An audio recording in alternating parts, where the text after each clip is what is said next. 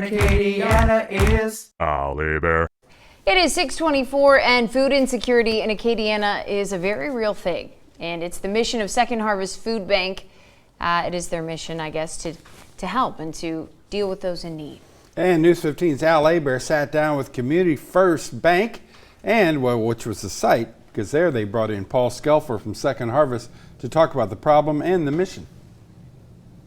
Hey guys, we're back. We're with Paul Scelfo from Second Harvest Food Bank. We're Community First Bank. Opened their doors to us, thank goodness.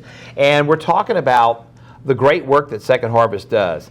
And of course, it's all about getting food to people in need. And we were just discussing food insecurity.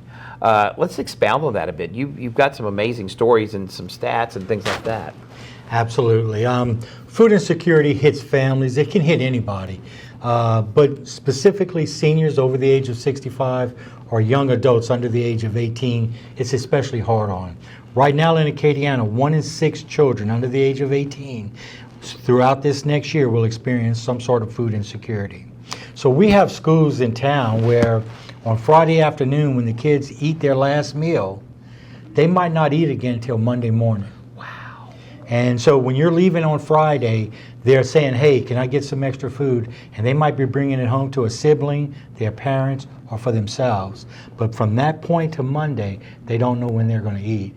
My question to ourselves is, how do we ask a child to do their best when on Friday afternoon they don't know when they're going to get something to eat till Monday morning?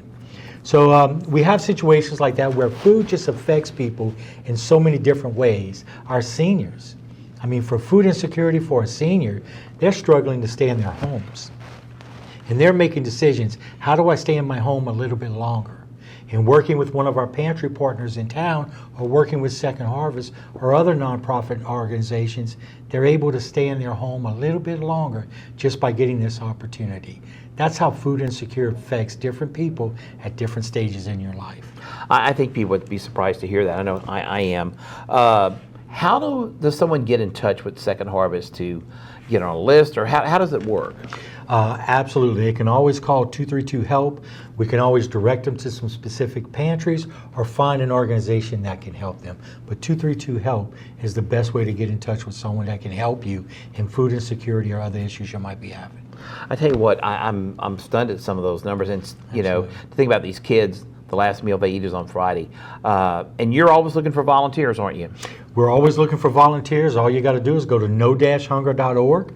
That's no-hunger.org, and you can see the volunteer portal and see any way you can help and be a part of Second Harvest distributing food to food insecure families. no-hunger.org. That's very critical to remember that. Hey, you know what? We're going to go back to the studio with you guys.